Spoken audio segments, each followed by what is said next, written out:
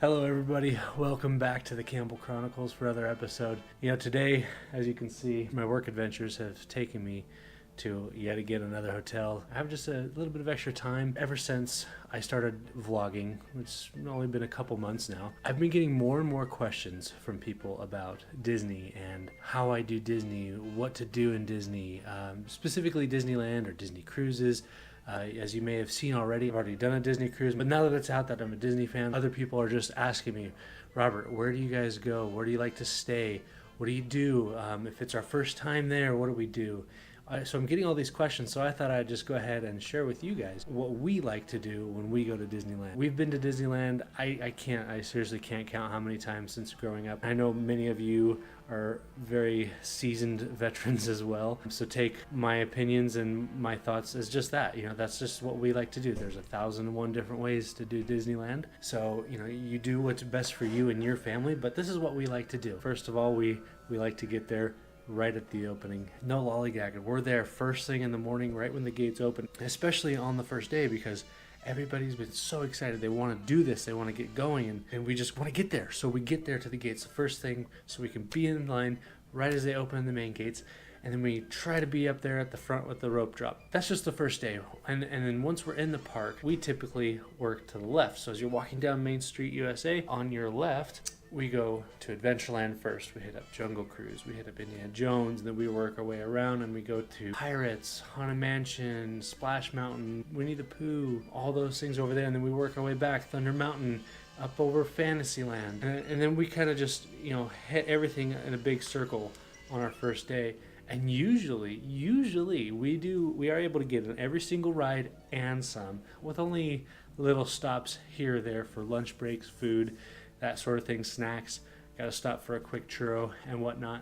Also, what's helped us, it's kind of in the same category, the Fast Pass system and also the Switch Rider system. They are slightly different from one another. If you're not familiar with Disneyland's Fast Pass system, what it is, you can go on your phone or go to a designated spot in the park and you scan your park ticket, and it gives you a time that you can return, usually about an hour window, that you can return and go back and use that Fast Pass. And that Fast Pass allows you to bypass the standby line and go most of the time less than 5 to 10 minute wait. If you're there in a really busy season and you see at a wait that's more than an hour long, use those Fast Passes. Get them on your phone if you can. The Max Pass system, which I'll cover probably later on, is a fantastic system. It gets you all your pictures and it lets you do your Fast Passes right from the phone, so you don't have to be walking across the park to a ride you want to go to. So definitely recommend the Fast Pass system. Now the Switch Rider, if you're traveling with young ones, children who are typically under 40 inches, that seems to be the golden number. 40 inches and above can get you on a lot more rides than somebody who's less than 40 inches. If you are traveling with a child less than 40 inches, you can go to a cast member at the front of the line and ask for a Switch Rider pass. And what that'll do, somebody will have to go through the standby line, or if they have a Fast Pass, they can go through the Fast Pass line. So you can say, here's my Fast Pass. Can we get a Switch Rider pass for my wife and child over there who are having to wait? They can't go on the ride. Once you're done with the ride, you get off. So we give that Fast Pass to your spouse or your loved one who's been waiting. They can now take themselves plus one.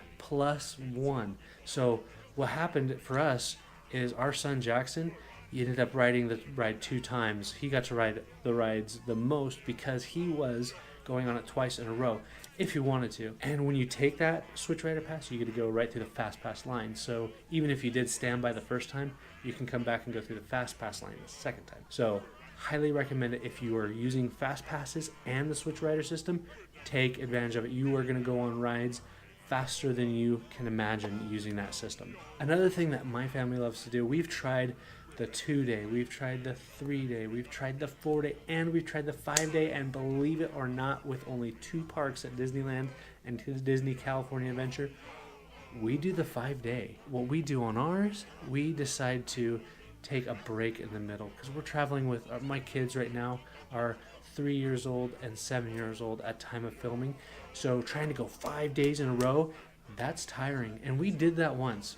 And honestly, it probably took more of a toll on me than it did the kids. So, but we didn't stop doing 5 days. Instead, what we did was we'd go for 3 days, take a day off, a day off and relax, whether we go to the beach or whether we just go maybe to downtown Disney or just stay at the hotel and go to the pool. We are taking a day off, and it is wonderful. And then when that day is done, you're rested, your feet are rested, you get to go back for another 2 days of magic.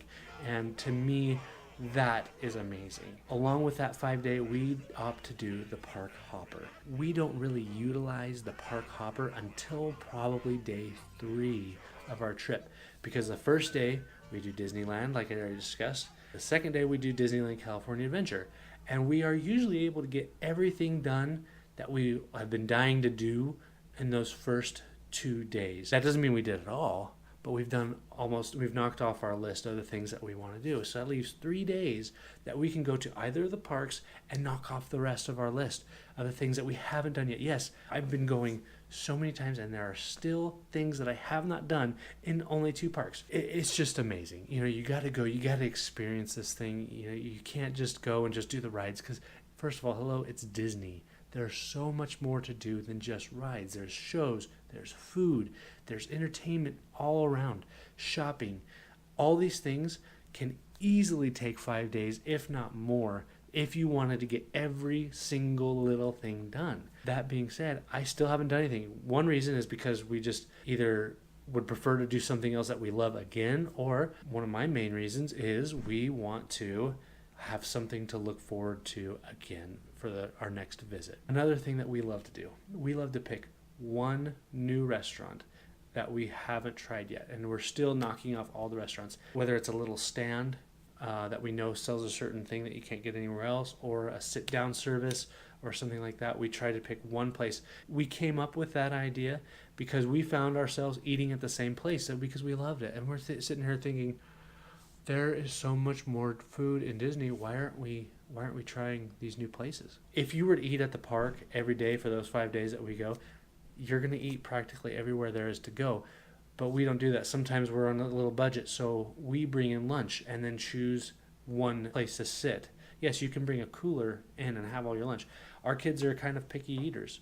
So why am I going to spend $10 on some chicken fingers that they're not going to eat? So what we do is we bring some lunch that they know they're going to eat, and we pack that and then bring it in. It has to be in a good sized cooler so it can fit under our stroller or in a locker. We bring in that lunch, we feed them, and then we choose that one restaurant a day. So that's what we like to do on our trips. We like to take advantage of our park hopper tickets. We like to work off to the left. Also, we choose to go to Disneyland during the off season. That being said, there is an off season for every season of the year. Let me clarify. If we want to go to Disneyland and just see Disneyland, the way it was when it first opened, we choose to go the beginning of March. If you go at the end of March, it's going to be spring break. If you go after that, there's a time at the beginning of May that may be okay. But that's when we go if we want to just see Disneyland, is during that time. It's still warm down there. It's Los Angeles, so it's going to be 70, 80, depending on how bad, maybe 90 degrees.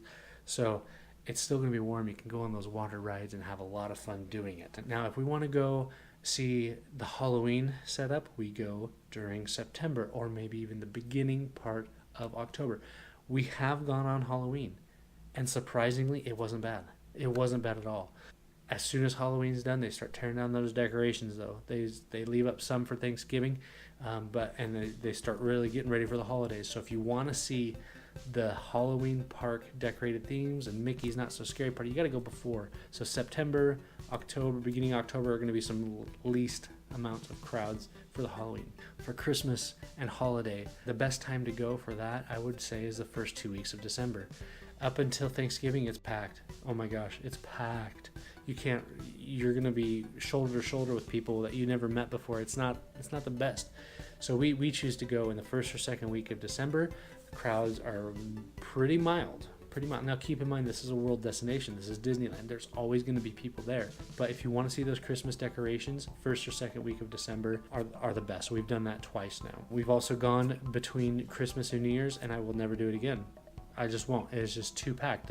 Like I said, you'll be shoulder to shoulder with people that you've never met before. It's not the best. Another good time to go is around or before Valentine's Day, the first week of February. Now, usually in the first part of the year, they're going to be doing refurbishments and cleaning up and this and that. So anyways, guys, thanks for joining me today. It's been a pleasure doing these vlogs for you guys. I really do. If you have any questions, or maybe you like to do Disneyland a certain way that I didn't mention, put it in the comments below. Don't forget to hit that subscribe button and give us a like. You know, if you like what you're seeing, please let us know. If you don't like it, let us know. We're always striving to give you the content that you want when it comes to vacationing and Disney and family. So please hit that subscribe button, guys. And for now, we'll see you real soon. But I haven't had that happen to me yet. So there's a vacuum going on now. One of the downers to staying at all these hotels is the housekeeping. You just can't live with them, can't live without them.